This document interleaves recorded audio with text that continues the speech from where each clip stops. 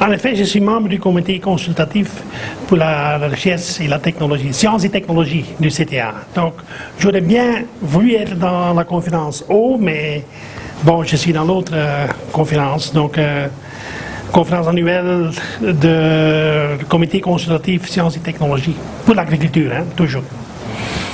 Mais puis, bon, hier, on a eu la session plénière où il y a eu un discours sur l'eau. L'eau, c'était effectivement un très grand enjeu. Hein. Et on dit toujours que l'Afrique a beaucoup d'eau, encore trop d'eau. Tandis que... par rapport à cette conférence, à cette semaine? Mes attentes, c'est toujours d'apprendre. Hein. Et puis de rencontrer des collègues, de nouer des contacts. Mais surtout apprendre les réalités de terrain, ce qui se passe, les grands enjeux d'aujourd'hui. Vous savez, on parle de nouveau possible d'une émergence de nouvelles crises alimentaires. L'eau est devenue stratégique aussi. Tout ça, bon, dans la conférence sur le comité consultatif, on parle beaucoup les connaissances indigènes, là, le local knowledge, les connaissances locales, sur l'agriculture, sur la médecine, les médicaments traditionnels et tout ça. Comment préserver ça, comment développer ça, comment marier ça, intégrer ça dans la médecine moderne. Parce que bon, on sait bien que la médecine traditionnelle a ses atouts, surtout pour les pauvres qui ne peuvent pas se permettre d'acheter des médicaments modernes. Okay, on en a discuté tout ce matin. On a beaucoup parlé de sciences et de technologies pour le développement de l'agriculture. Vous le voyez comment? Comment est-ce que la science et la technologie peuvent en tout cas aider au développement? Il n'y a pas d'autre alternative. Hein? Comment développer l'agriculture sans que ça soit fondé sur la science et la technologie?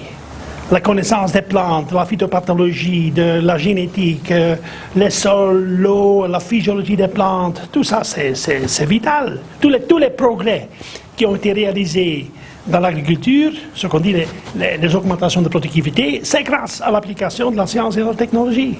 Meilleures semences, meilleure fertilisation des sols, protection intégrée des cultures, tout ce qui est post-récolte, donc éviter les pertes après post-récolte, tout ça c'est l'enjeu. Et c'est l'Afrique qui traîne vis-à-vis d'autres continents.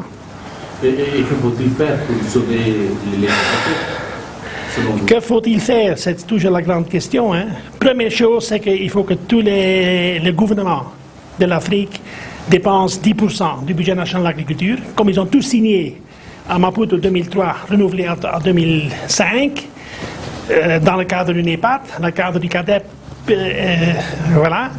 Donc, d'abord, investir dans l'agriculture, le secteur public, mais bien sûr aussi le secteur privé. Créons les conditions pour l'accès au marché, pour des prix rentables, des prix rémunérateurs aux planteurs. Aussi faire que les jeunes, surtout si les femmes donc, entrent dans l'agriculture, ne quittent pas l'agriculture pour aller en ville et joindre les sans-emploi. Donc tous les défis, c'est actuellement, parce que bon, au stade actuel du développement de beaucoup de pays africains, c'est l'agriculture toujours qui est le moteur du développement. C'est pas les miniers, c'est pas le pétrole, ça peut rapporter beaucoup d'argent, mais ça n'emploie pas les gens. C'est ça le défi. Professeur, hier on a parlé de la connaissance locale au niveau de la population. Et vous, en tant que scientifique, vous êtes en train de réfléchir sur ces questions-là. Quelle est la place de ces connaissances locales dans votre dynamique? Si les gens ont survécu jusqu'à maintenant, c'est grâce aux connaissances locales. Bon, il faut dire que les connaissances locales sont pas très bien connues, ne sont pas bien documentées, mais il y a beaucoup de richesses, beaucoup de vérité dans toutes ces connaissances locales. Donc il faut les valoriser. Partir de là pour ensuite appliquer des concepts plus modernes, comme la fertilisation du sol, comme la génétique des plantes, enfin. Donc les connaissances locales ont toutes leurs valeurs, hein. Il ne faut pas les exclure, il faut les valoriser. Malheureusement, dans beaucoup de systèmes de vulgarisation ou de l'éducation agricole, on ne parle pas des connaissances locales. On dit que oui, mais ça c'est le passé, ce n'est pas valable, c'est tout ça. On sait bien que c'est très valable, parce que c'est grâce à ça que les gens ont quand même survécu jusqu'à maintenant. Mais je ne pense pas que c'est un vrai moteur de développement. Ah, ça c'est mon point de vue personnel. Le rôle d'un comité consultatif. Le comité consultatif, c'est surtout donc donner des conseils au CTA, qui est en train d'élaborer son nouveau plan stratégique. Mais puis tout le groupe ACP, aussi les pays européens, parce que le CTA, c'est une structure conjointe entre le groupe européen, Union européenne et tous les pays ACP, donner des conseils, donc guider le travail du CTA et par extension toute cette communauté sur l'importance de la science et de la technologie. Où sont les priorités, où sont les manques de connaissances, les gaps, comme on dit. Hein.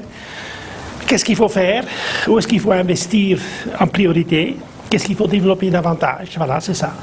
Et selon vous, quel doit être le lien entre les chercheurs, les scientifiques et ces porteurs des connaissances locales? Vous savez, les chercheurs, ils ne peuvent pas vivre dans une tour d'ivoire. Les chercheurs doivent être sur le terrain, doivent parler avec les gens. S'ils veulent que toutes ces connaissances soient appliquées, il faut qu'ils se mettent en contact avec les milieux ruraux, faire des essais en milieu rural, faire des démonstrations, parce que c'est surtout à travers les démonstrations que les paysans apprennent et puis ils vont imiter ce qu'ils ont vu, voir c'est croire, comme on dit. Les chercheurs, tout en utilisant ses connaissances, ses concepts à lui, et surtout ses connaissances basées sur la science, pour développer cette agriculture.